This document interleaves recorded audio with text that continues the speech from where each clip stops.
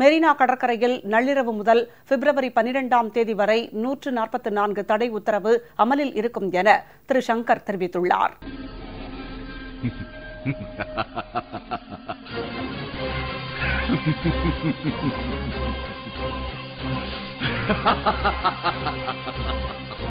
என்னடா சக்சஸ்? என்ன சக்சஸ்? கல்யாணத்தை நிறுத்திடல. எப்படி? இது என்னது?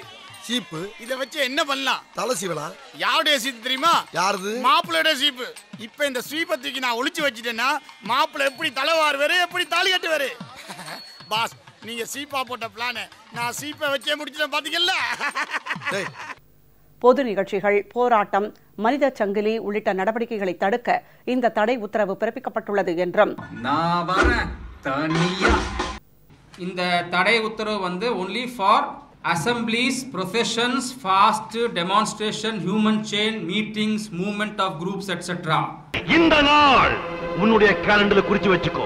ஈபிகோ 300 சாரி யுவரான தங்களுக்கு தெரியாத சட்டம் ஒன்றும் இல்லை.